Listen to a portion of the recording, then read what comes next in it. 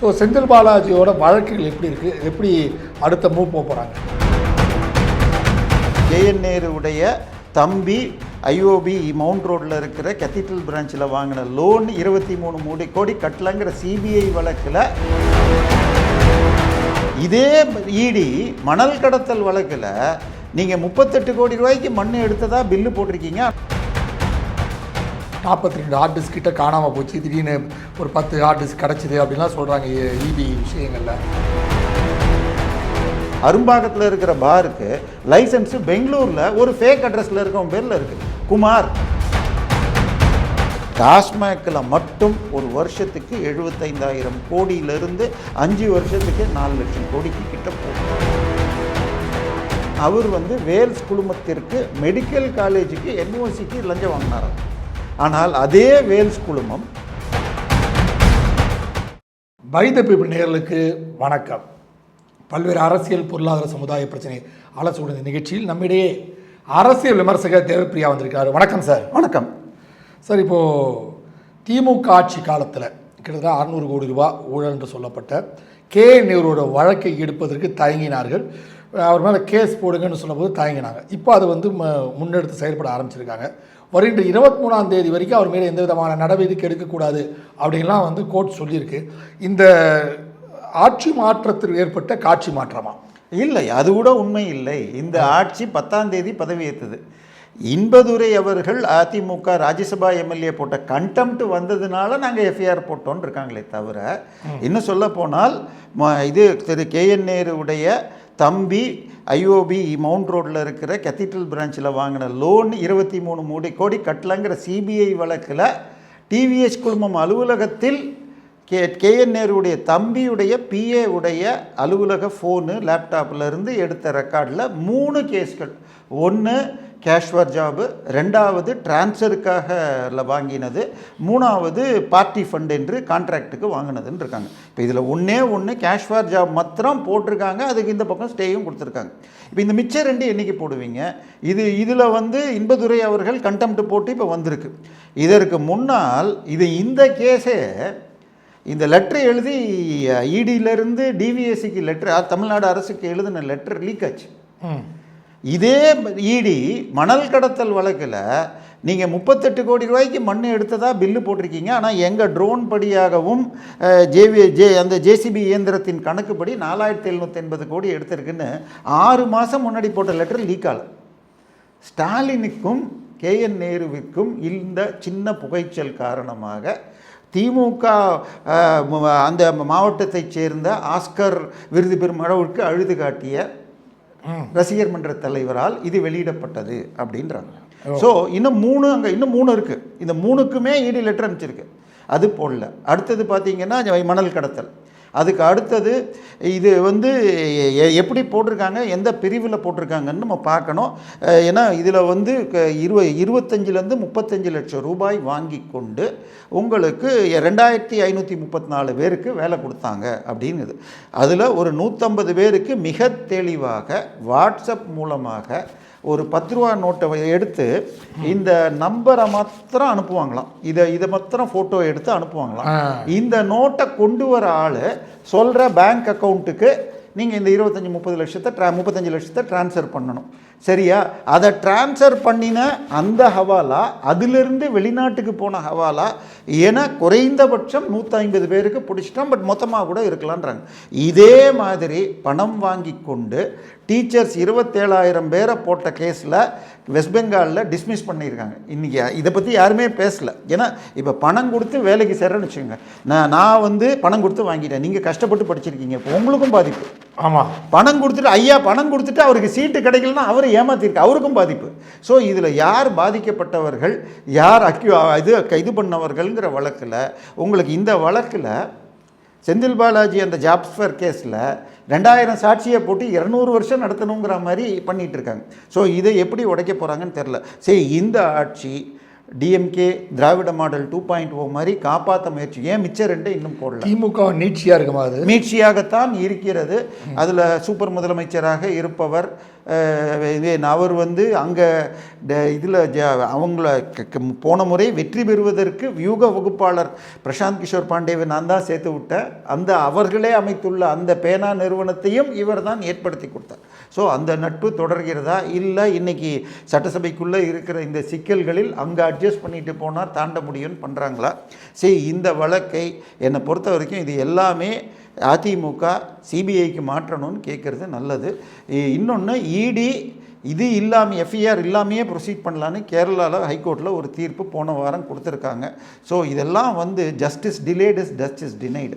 So அப்படி இருக்கிறப்ப இப்படி 25-35 லட்ச ரூபா நான் படிச்சுட்டு நல்லா கஷ்டப்பட்டு டே அண்ட் நைட்டு படிச்சுட்டு எனக்கு கொடுக்காம எவனோ ஒருத்தன் காசு கொடுத்து வாங்குறான்னா எத்தனை தமிழர்கள் 2 லட்சம் பேர் எக்ஸாம் எழுதி 2500 பேருக்கு காசை வாங்கி சீட்டை கொடுத்துருக்காங்க. ஸோ அந்த 2 லட்சம் பேரும் பாதிக்கப்பட்டவர்கள், அவங்க அப்பா அம்மா. இல்லை சார், இப்போ அந்த கேஸ் வந்து எப்படி இருக்குன்னு, ஏன்னா 23ஆம் தேதி எந்த விதமான மேல் நடவடிக்கை எடுக்க வேண்டாம்னு சொல்லியிருக்காங்க. இது எப்படி ட்ராவல் பண்ணும் இந்த கேஸ்? இல்லை, அது உடஞ்சிரும். இல்லை, இப்போ அவங்களுக்கு தேவை. இப்போ இன்னொன்று, ஏற்கனவே செந்தில் பாலாஜி கேஸில் சபாநாயகர் பர்மிஷன் கொடுக்கணும். போன முறை திமுக ஆட்சி இருந்தப்போ கவர்னருக்கு லெட்டர் எழுதிட்டாங்களாம், எனக்கு எழுதலை அப்படின்னு சொல்லி, அதனால ஸ்டாலின் கொடுக்காம இருந்திருக்கார். இப்போ முதலமைச்சருக்கு எழுதியிருக்காங்க இடி. ஸோ அதுக்கு சாங்ஷன் இன்னும் கொடுக்காம இருக்குது. ஸோ இந்த ஆட்சி இது ஒழுங்காக கோஆப்ரேட் பண்ண சார், ஃபைல்ஸை கொடுத்தா தான் எடுக்க முடியும். நீங்கள் ஃபைல்ஸை எவ்வளோ தூரம் கொடுக்குறீங்க, என்ன பண்ணுவீங்க தெரியாது. இன்னும் சொல்லப்போனால் போன ஆட்சியில் லஞ்ச ஒழிப்புத்துறை அது கீழே மொத்தம் 1000க்கும் மேற்பட்ட ரெய்டுகள் முன்னாள் அதிமுக அமைச்சர்கள் பேரில் நடந்தது. ஆனால் 3 அமைச்சர்கள் பேரில் மட்டும்தான் வழக்கு போட்டது. ரொம்ப பெரிய கை பேரில் போட்டதில் ஒன்று தான் திரு சி விஜயபாஸ்கர். ஆனால் அவர் வந்து வேல்ஸ் குழுமத்திற்கு மெடிக்கல் காலேஜுக்கு என்ஓசிக்கு லஞ்சம் வாங்கினாராம். ஆனால் அதே வேல்ஸ் குழுமம் பல்லாவரத்தில் ஒரு ப்ராப்பர்ட்டியை அவர் மனைவி பேரில் இருக்கிற ஆர்டி கன்சல்டன்ட்டுங்கிற கம்பெனி பேரில் இருந்த ப்ராப்பர்ட்டி ஜி ஸ்கொயருக்கு விற்றாங்களாம். அதில் கை வச்சா சபரீசன் வரை போயிடணும். அந்த எஃப்ஐஆரை க்ளோஸ் பண்ணிட்டாங்க டிவிஎஸ். சார், இப்போ இன்னொரு விஷயம், 10 ரூபா பாலாஜி அப்படின்னு சொல்லி எல்லாத்துலேயும் இப்போ கரூர்லேயே அந்த பாட்டுனால தான் பிரச்சனையாச்சு. இப்போ என்னென்னா, நாங்கள் அந்த 10 ரூபாய்க்கான மீட்டிங்லாம் வேறு போட்டிருக்காரு. எனக்கு தெரிஞ்ச முந்தானத்து அந்த 10 ரூபா எப்படி நம்ம இது சரி பண்ணணும்னு சொல்லி மீட்டிங் போட்டிருக்காரு. அந்த 10 ரூபா விஷயத்தில் அந்த போராட்டங்களும் நடத்திக்கிட்டு இருக்காங்க அந்த ஊழியர்கள்லாம். ஸோ செந்தில் பாலாஜி அந்த விஷயம் இல்லாமல் வேறு பல்வேறு வழக்குகள் மேலே பாஞ்சிருக்கு. ஸோ செந்தில் பாலாஜியோட வழக்குகள் எப்படி இருக்குது, இது எப்படி அடுத்த மூவ் போகிறாங்க? இல்லை சார், இதில் என்ன பிரச்சனைன்னு சொன்னால், டாஸ்மாக்குள்ளே கை வச்சால், அதாவது நான் சொல்கிறதோட பிடிஆர் படியாக ஆண்டுக்கு 60,000 to 90,000 கோடி தனியார் பாக்கெட்டுக்கு செல்கிறது. பாட்டிலுக்கு 10 to 30 ரூபாய் வரைக்கும்னு ஹைகோர்ட்டில் சொல்லப்பட்டிருக்கு. 10 ரூபான்னு நம்ம பாட்டில் இருந்தாலும் சாதா குவார்ட்டருக்கு தான் 10 ரூபா, நல்ல பெரிய சரக்கெல்லாம் எடுத்தால் 30 ரூபா வரைக்கும். 10 ரூபான்னு வச்சுக்கிட்டால், ஏன்னா பாட்டில்கள் திருப்பி வாங்கிறதுக்கு அந்த கொடைக்கானல்லையும் ஊட்டிலையும் இன்றைக்கி பாட்டிலை திருப்பி கொடுத்து 10 ரூபா வாங்கிக்கலாம். இது தமிழ்நாடு ஃபுல்லாக செய்யணும்னு சொன்ன வழக்கில் இது ஒரு நாளைக்கு 70 லட்சம் பாட்டில் விற்கிறது, இதை வாங்கி விற்கிறது கஷ்டம் அப்படின்னு சொன்னோம். இப்போ ஒரு நாளைக்கு 70 லட்சம் பாட்டில்னு சொன்னால் 10 ரூபான்னா 7 கோடி, 20 ரூபா ஆவரேஜ்னு போட்டால் 14 கோடி, 350 நாட்கள் போட்டுக்கங்க. அப்போ ரஃப்லி உங்களுக்கு நான் 5,000 கோடி பாட்டிலில் மட்டும், இந்த 10 ரூபாவில் மட்டும். அது தவிர கணக்கில் வராமல் சேர்க்கப்படுறது இன்னும் மிச்சம் இருக்குது. எம்டி பாட்டில் ஸ்கேம்னு அதில் 2,500 கோடி ரூபாய் பழைய பாட்டில் புது ரேட்டில் வாங்குறாங்கன்னு சொல்லி டிடி நெக்ஸ்ட்டில் இருக்குது. ஸோ டாஸ்மாகில் மட்டும் ஒரு வருஷத்துக்கு 75,000 கோடியிலிருந்து 5 வருஷத்துக்கு 4 லட்சம் கோடிக்கு கிட்ட போகும். ஸோ இதை என்ன செய்ய போகிறாங்க அப்படின்னு பார்க்கணும். செந்தில் பாலா, அதாவது டாஸ்மாகில் இவ்வளவு லாபம் இருந்தாலும் அந்த ஊழியர்கள் எல்லாம் கன்சாலிடேட் பேயில் 12,000 to 15,000 ரூபா வாங்கிக்கிறாங்க. காலையில் 10 மணிலேருந்து ராத்திரி 10 மணி வரைக்கும் இருக்காங்க. ஸோ அவர்கள் இந்த ஒர்க்கிங் அட்மா பிஎஃப் கிடையாது, பென்ஷன் கிடையாது. ஸோ அதை நான் ப்ளஸ் இது தவிர உடஞ்ச ஒரு 100 பாட்டிலில் ஒரு பாட்டில் உடஞ்சதுன்னா அதை இவங்க தான் ரீப்ளேஸ், அந்த காசையும் கொடுக்கணும். இந்த மாதிரி காஸ்ட் இருக்குதுன்னு சொல்கிறாங்க. சார், இதெல்லாம் வந்து சட்ட விரோதமாக, இதை எதிர்த்து ஹைகோர்ட் பல தீர்ப்பு கொடுத்துருக்கு. அவங்களெல்லாம் முறைப்படுத்துங்க அப்படின்னு சொல்லி கொடுத்து இவங்க செய்யலை. ஒரு சட்ட விரோதத்தை இன்னொரு சட்ட விரோதம் செய்ய முடியாது. ஸோ இதை நியாயப்படுத்தி அமைச்சர் பேசுகிறதும், அதன் பிறகு இல்லை முதலமைச்சர் சொல்லிட்டார் இதை தடுக்கணும்னு சொல்லி ஒரு ஷோ பண்ணப்படுகிறது. ஸோ முதல்ல இந்த இது எத்தனை கடை ஒழுங்காக பாருக்கு யார் பேரில் லைசன்ஸ் இருக்குது? ஏன்னா 10க்கு 9 லைசன்ஸுகள், பார் லைசன்ஸ்கள் கரூர் கேங் வச்சுருக்கு அப்படிங்கிறாங்க. உதாரணமாக அரும்பாக்கத்தில் இருக்கிற பாருக்கு லைசன்ஸு பெங்களூரில் ஒரு ஃபேக் அட்ரஸில் இருக்கவங்க பேரில் இருக்குது. குமார், ஜெய்நகர், பெங்களூர்னால் யாராவது கண்டுபிடிக்க முடியுமா? இந்த மாதிரி தான் 10க்கு 9 பார்கள் அரியலூரில் இருக்கிறவன், பெரம்பலூரில் இருக்கிறவன், பெங்களூரில் இருக்கிறவன்னு வாங்கி வச்சுருக்காங்கன்னு ஒரு ஆர்டிஐ தகவல் சொன்னது. ஸோ டாஸ்மாகில் ஆரம்பம் முதல் கடைசி வரை ஊழல். இதை தாண்டி நம்ம முதலமைச்சர் அவர்கள் ஒரு சார்ட்டர்ட் ஃப்ளைட்டில் டெல்லிக்கு போனார். அவரோடு சென்றவர்கள் தொழிலதிபர்கள், சிகை அலங்காரம் செய்பவர், இப்படி போனதில் ஒருவர் ஆந்திராவை சேர்ந்த OS அனில் ரெட்டி. அவர் ஆந்திராவின் லிக்கர் ஸ்கேமில் 4000 கோடி ஸ்கேமில் ஏற்கனவே விசாரிக்கப்படுபவர். ஸோ அவரை எது கூட்டிகிட்டு போனார். அடுத்தது ஃப்ரான்ஸில் திரு ஜெகதீஷ் பழனிசாமியும் ரத்தீஷ் என்ற படம் திரு இவருடைய அன்பு தம்பி உதயநிதியுடைய அன்பு தம்பியும் சந்தித்து டாஸ்மாகில் வாங்கும் மொத்தம் 100 பாட்டில் வாங்கினால் அதில் 40% 2 நிறுவனங்கள் மற்றும் SNJ மற்றும் இதில் மாத்திரம் கால்ஸில் வாங்கணும் என்று ரிக்வெஸ்ட் செய்யப்பட்டு அதற்கு உரிய வகையில் கவனித்து கொள்ளப்படும். சரி, இப்போது இல்லை, இப்போ இதெல்லாம் ஒரு பக்கம் இருந்தாலும் பல வழக்குகள் இருக்குது. இந்த பல வழக்குகள் வந்து செந்தில் பாலாஜி மேலே இருக்கிறது. இந்த வழக்குகள் மீது ஏதாவது நடவடிக்கை எடுக்கப்படுமா? இல்லை, ஃபஸ்ட்டு இது சபாநாயகர் பர்மிஷன் கொடுத்தால் கேஷ் ஃபார் ஜாபில் நேரடியாக ப்ராசிக்யூஷன் ஆரம்பிக்கும். ஸோ அடுத்தது ஹைகோர்ட்டில் ஒரு கேஸ் பெண்டிங் இருக்குது. அதாவது அவர் கேஷ் ஃபார் ஜாப் ஸ்கேமில் 3 விதமான ஜாப்ஸ். ஒன்று JEE கேஸு, அது ஒரு 12 போஸ்ட்டுக்கு 10 லட்ச ரூபா வாங்கினார்னா 1,30,00,000 தான். அவர் பேரில் வருமானத்துக்கு அதிகமான சொத்து 1,34,00,000 தான் வந்திருக்கு. 350 கோடிக்கு வீடு கட்டுறாருங்கிறலாம் அப்புறம். பட் ஆனால் இவங்க என்ன பண்ணுறாங்க, JEI post, driver conductor post, இதில் இருக்கிற அதுக்கு பேர் இதில் பணிமனையில் இருக்கிற போஸ்ட்டுன்னு மொத்தம் 25,000 பேரையும் ஒன்று சேர்த்து 25,000 3,000 விட்ட 2,000 இது அக்யூஸ்டு 750 விட்னஸ்னால் இதை விசாரிக்கிறதுக்கு 150 வருஷம் ஆகும். ஸோ இதை பிரிக்கிறதுக்கு பர்மிஷன் வந்துருச்சுன்னாலே 6 மாதத்தில் முடிக்கலாம். அடுத்தது இவர் போய் ஸ்டே கேட்டப்போ 3 மாதத்தில் டெய்லி நடத்தி முடிங்க, எதுக்கு ஸ்டேக்கு வரீங்கன்னு ஹைகோர்ட் சொல்லிச்சு. அதுக்கப்புறம் சுப்ரீம் கோர்ட்டில் வாங்கினார். நான் சொல்கிறேன், நம்ம ஒரு தீர்ப்பு ஒன்று சென்னை உச்சநீதிமன்றத்தில் கொடுத்தாங்க. அதாவது இப்போ சட்டசபை பாஸ் செய்து ஒரு பில்லை கவர்னர் பாஸ் பண்ணலைன்னா 90 நாளில் அது பில் ஆகிடும். நான் சொல்கிறேன், எந்த ஸ்டேயுமே ஹைகோர்ட்டு கொடுத்தாலும் சரி, உச்சநீதிமன்றம் கொடுத்தாலும் அக்யூஸ்டுக்கு ஒரு வாய்ப்பு தரப்படுகிறது. 90 நாளில் நீ வெளியில் வர்றதுக்குரிய, நீ குற்றம் செய்யவில்லை, இது பொய் குற்றச்சாட்டுன்னு நிரூபிக்கிறதுக்கு டைம் கொடுக்கணுமே தவிர அந்த வழக்கையே எடுக்காமல் போயிட்டுருக்கு. இதுக்கெல்லாம் ஒரு முடிவு வரணும். செந்தில் பாலாஜி கண்டிப்பாக வழக்கு நடந்தால் தப்பிக்க வாய்ப்பே இல்லை. ஏன்னா இங்கே போய் காம்பவுண்டிங்னு ஒன்று, இப்போ ஒரு பேச்சுக்கு நான் உங்ககிட்ட 10,000 ரூபா கடன் வாங்கிட்டேன். அந்த கடனை நீங்கள் என்னை கேட்டுக்கிட்டே இருக்கீங்க, கொடுக்கல. ரிஜிஸ்டர் போஸ்ட்லாம் கேட்டு ப்ரூஃப் எல்லாம் சேர்த்துட்டீங்க. ஆனால் நான் திடீர்னு இந்த எலெக்ஷனில் போட்டி போடுறதுக்கு வந்தால் இந்த வழக்கு இருக்கிறனால முடியலன்னு சொல்லிவிட்டு நான் உங்களுக்கு வட்டியோடு கொடுத்துட்டு நான் செட்டில் பண்ணிட்டேன்னா இதுக்கு பேர் காம்பவுண்டிங்னு பேர். ஆனால் கேஷ் ஃபார் ஜாபுங்கிறது லஞ்சம். இது நான் திருப்பி கொடுத்துட்டேன்னு இவங்க ஹைகோர்ட்டில் போய் ஒரு தேவையான நீதிபதி மூலம் இந்த குவாஷ் ஆகி சுப்ரீம் கோர்ட்டில் போயிருக்கு. ஸோ லஞ்சம் கொடுக்கப்பட்டது ரெக்கார்டில் ஒத்துக்கிட்டு இருக்காங்க, ப்ரூஃப்ஸ் இருக்குது. இன்னும் சொல்ல போனால் ஹார்ட் டிஸ்க், ஏன்னா அதுவும் இப்போ ஃபேமஸாக ஓடிட்டுருக்கு. இவர் அலுவலகத்திலிருந்து எல்லா டிரான்ஸ்போர்ட் கார்பரேஷனுக்கும் இந்தந்த ஆளுக்கு போஸ்டிங் போடுன்னு போட்ட இமெயில்கள், கரஸ்பாண்டன்ஸ் அத்தனையும் இருக்குது. ஸோ இது எல்லாமே இருக்கிறப்ப இவர் தப்பிக்க முடியாது. வழக்கை தள்ளி போடுவதற்குரிய வேலைகளை தடுக்க வேண்டும். நான் தூய சக்தி என்று இந்த ஆட்சி சொன்னால் இந்த வழக்கை வேகமாக முடிப்பதற்கு இடிக்கும் இந்த டிவிஎஸ்சியும் வேகமாக செய்யணும். பட் நடப்பது சொல்லும்போது ஹார்ட் டிஸ்க்கு 42 ஹார்ட் டிஸ்க் கிட்ட காணாமல் போச்சு, திடீர்னு ஒரு 10 ஹார்ட் டிஸ்க் கிடச்சிது அப்படின்லாம் சொல்கிறாங்க இபி விஷயங்களில். ஸோ அது என்ன மர்மம் என்ன சார் இபி இந்த ஹார்ட் டிஸ்க்? இல்லை, இந்த ஆட்சி 10ஆம் தேதி பதவியேற்று சார். 6ஆம் தேதி அன்னைக்கு உச்சநீதிமன்றம் செந்தில் பாலாஜி டிரான்ஸ்ஃபார்மர் வழக்கில் சிபிஐக்கு மாற்றணும்னு இருக்காங்க. சிபிஐக்கு மாற்றணும்னு உச்சநீதிமன்றம் சொல்லிவிட்டால் அங்கே ஆர்ம்டு கார்டு செக்யூரிட்டி போட்டிருக்கணும் அந்த பில்டிங்க்கு, எக்ஸிஸ்டிங் செக்யூரிட்டியை தாண்டி. ஆனால் 10ஆம் தேதி இவர் பதவி ஏற்கும்போது ஒரு 9 அமைச்சர்கள் பதவி ஏற்றோம். இவங்க புயல் வேகமாக குதிரை வேகமாக போய் 15ஆம் தேதி சாயந்தரம் தான் போர்ட்ஃபோலியோ சொல்கிறாங்க. 16ஆம் தேதியோ 15ஆம் தேதி ஈவினிங்கோ ஒரு பேட்டி கொடுக்குறார். பழைய டெண்டர்களை கேன்சல் பண்ணுவோம், ஊழல்கள் முழுவதையும் கண்டுபிடிப்போங்கிறார். 16, 17 சனி ஞாயிறில் ஹார்ட் டிஸ்கள் திருட்டு போனதுன்னு 20ஆம் தேதி கண்டுபிடிக்கிறாங்க. 20ஆம் தேதி போய் அவங்க சிஸ்டத்தில் போய் பார்த்து இப்போ டேட்டாவை செக் பண்ணணும்னு பார்த்தா, இப்போ உங்கள் கம்ப்யூட்டரில் இருக்கிறது மாத்திரம் நீங்கள் பார்க்க முடியும். ஆனால் ஆஃபீஸில் இருக்கிற எல்லா கம்ப்யூட்டரையும் லேன் பண்ணியிருந்தால் அதுலேயும் பார்க்க முடியும், இந்த சர்வரில் இப்படி ஏதோ ஒரு. ஸோ 20ஆம் தேதி தான் கண்டுபிடிக்கிறாங்க. எத்தனை கம்ப்யூட்டர்னு கொஞ்சம் கொஞ்சமாக கண்டுபிடிச்சி 8 பேர் வரைக்கும் 2ஆம் தேதி போய் சிந்தாதிரிப்பேட் போலீஸ் ஸ்டேஷனில் கொடுத்துருக்காங்க. அவங்க விஜிலன்ஸுக்கே விஜிலன்ஸுக்கே 8 பேர் தான் கொடுத்துருக்காங்களாம். 20 வரைக்கும் காணும்னு சொன்னாங்க, 18ன்னு கடைசியாக நிறுத்தியிருக்காங்க.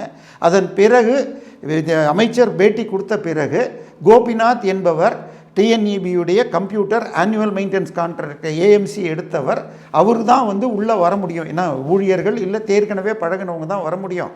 அந்த 4 ஃப்ளோர் 5, 7, 8, 10 4 மாடிகளில் சிசிடிவி இல்லையா, சரியா? அதனால எங்களால் டிவிஎஸ்சி கம்ப்ளைண்ட் கொடுத்தா சிசிடிவி வேணும்ட்டாங்க. நாங்கள் இங்கே கம்ப்ளைண்ட் கொடுத்துருக்கோன்னாங்க. அப்புறமா சாயந்தரமாக அவரை பிடிச்ச உடனே பணத்துக்காக ஆசைப்பட்டு இதை எடுத்துகிட்டு போனேன்னாங்க.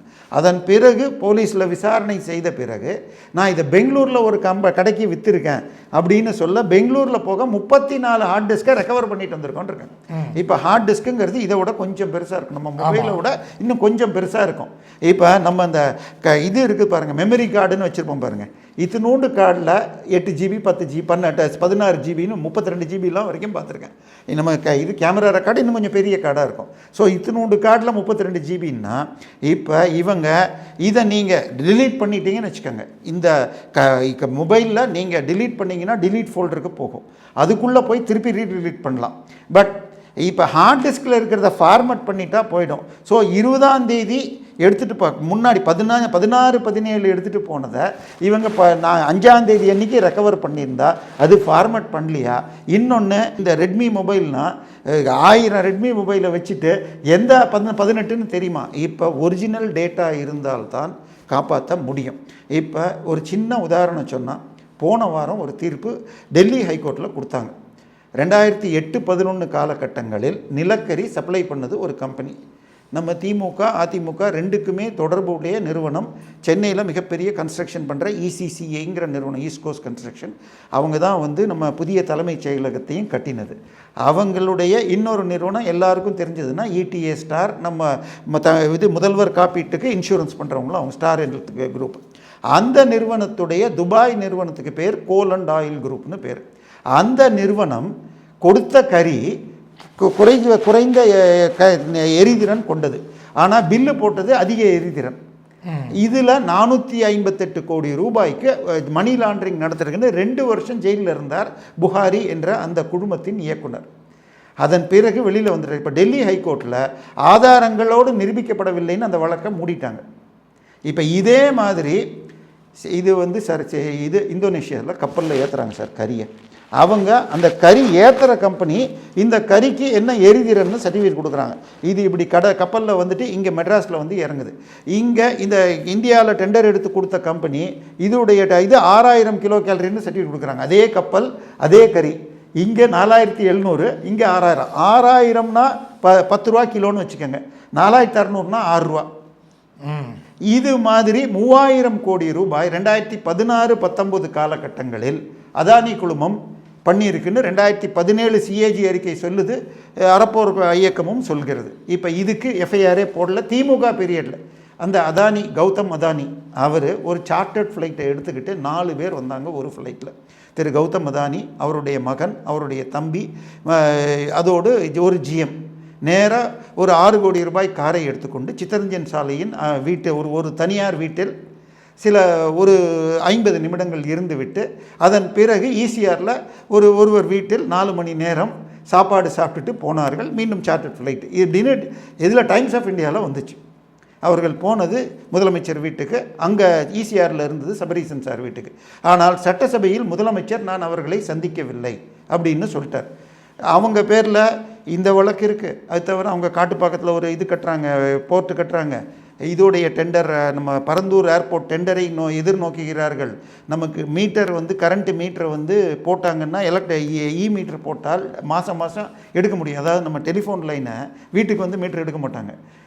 எக்ஸ்சேஞ்சிலேயே எடுத்து வரும். அந்த மாதிரி இந்த மீட்ரு போட்டால் அங்கேருந்தே அவங்க பார்த்துக்க முடியும். வீட்டுக்கு எடுக்க வேணாம், மீட்ரு போட்டால். அந்த மீட்டர் நிறுவனத்தில் இந்தியாவில் டாப் 3 கம்பெனியில் அதானி இருக்குது. இந்த 3க்கும் கேட்டுட்டு அவர் வந்து பார்த்துட்டு போனார். இப்போ அதானி பேரில் எஃப்ஐஆர் போடல. ஆச்சா, டிரான்ஸ்ஃபார்மர் 7 லட்ச ரூபா டிரான்ஸ்ஃபார்மரை 13 லட்சத்துக்கு விற்றுருக்காங்க. ஆனால் ஸ்டாலினுடைய உள்துறை கீழே வர டிவிஎஸ்சி இதில் ஊழலே நடக்கவில்லை அப்படின்னு 2 வருஷமாக கேஸை இழுத்துக்கிட்டே இருந்தாங்க. ஆமாம், கண்டிப்பாக சார். இன்னொரு விஷயம் பார்த்தீங்கன்னா, இந்த பரபரப்புக்கு நடுவில் இல்லை இந்த பேப்பர் அதில் ஹைகோர்ட் என்ன சொல்லிச்சுன்னா, 7 லட்ச ரூபா பொருளை 12 லட்ச ரூபாய்க்கு வாங்கியிருக்காங்க. அதுவும் 33 கம்பெனி ஒரே ரேட்டை கோட் பண்ணியிருக்காங்க. எனக்கு இண்டென்ட் கொடுத்ததுலேருந்து டெண்டர் போது மினிட்ஸ் ஆஃப் மீட்டிங் வரைக்கும் எல்லாத்துடைய காப்பியும் கொடுங்கன்னு கேட்டுட்டு திட்டமிட்டு 2 வருஷம் இதை பண்ணல. இனிமேல் தமிழ்நாடு போலீஸு சிபிசிஐடியோ டிவிஎஸ்சியோ விசாரிக்க வேணாம், சிபிஐ போகணுன்னு கொடுத்ததை உச்சநீதிமன்றம் சொல்லியிருக்கு. இப்போ இந்த டேட்டா எல்லாம் எங்கே இருக்குது? அந்த ஹார்ட் டிஸ்கில் இருக்குது. அதே மாதிரி கரண்ட்டு இப்போ நமக்கு average daily consumption 15,000 megawatt. Evening peak ஹவரில் மாத்திரம் 25,000 போகும். இந்த பீக் ஹவரில் மத்திய அரசுலேருந்து கொஞ்சம் கிடைக்கும், மீதம் ப்ரைவேட்டில் வாங்குவோம். இந்த ப்ரைவேட்டில் வாங்குறது 10லேருந்து 20 ரூபா வரைக்கும் போகும். 2021 அந்த கோலண்ட் ஆயில் குரூப்புக்கு சொந்தமான கோஸ்டல் கோஜன்லேருந்து 21 ரூபாய்க்கு வாங்கினாங்கன்னு சொல்லி இது யூனியனும் சொல்லிச்சு, அன்புமணி ராமதாஸும் அறிக்கை விட்டார். ஸோ இப்போ உங்களுக்கு நம்ம கொடுக்கறது 8 ரூபாய்க்கு, 21 ரூபாய்க்கு வாங்கினா நஷ்டம்தான் வரும். ஆனால் அந்த 21 என்னமோ கேப் யாருக்கோ பாக்கெட்டுக்கு போகுது. ஸோ இதையெல்லாம் அந்த ஹார்ட் டிஸ்கில் இருக்குது. அந்த ஹார்ட் டிஸ்கள் கரெக்டாக ரெக்கவர் பண்ணால் ஒரு வருஷத்துக்கு இபியுடைய பர்ச்சேஸ் 80,000 கோடி. ஸோ 5 வருஷத்துக்கு 4 லட்சம் கோடி. இன்னும் போன பீரியட் வழக்குன்னு நான் சொன்னேன், அந்த அதானி வழக்கு. ஸோ கிட்டத்தட்ட 6-7 லட்ச ரூபா கோடி வழக்கு. அதில் 10% ஊழல்னு வச்சாலே 60,000 கோடி. ஸோ இதெல்லாம் யாரையோ காப்பாற்றுறதுக்கோ இல்லை அதில் சிக்கியுள்ள கம்பெனிகளிடம் பேரம் பேசி ஏதாவது பண்ணி சம்பாதிச்சுக்கலாமான்னு. கண்டிப்பாக சார். இன்னொரு விஷயம் பார்த்தீங்கன்னா, அண்ணாமலை விலகல் இது மிகப்பெரிய பரபரப்பு. பாஜகவே காலி ஆயிடுச்சு, தமிழ்நாடு பாஜக இருக்கிறவங்க எல்லாரும் கூட போய் சேர்ந்துட்டாங்க. வெறும் நயினா நாகேந்திரன், தமிழி சவுந்தரராஜன், வானதி, அவர் எல் முருகன் மட்டும்தான் கட்சியில் மொத்தமாகவே இருக்காங்க. எல்லாம் விலகிட்டாங்க, கமலாலயமே ஆள்லாம் போயிடுச்சு அப்படின்ற ஒரு பிம்பன் இது ஃபுல்லாக கிரியேட் ஆகிருக்கிறது. 11 லட்சம் பேர் அவர்கிட்ட போய் சேர்ந்துட்டாங்கன்னா ஒரு செய்தி வந்திருக்கு. இது எப்படி சார் பார்க்குறீங்க?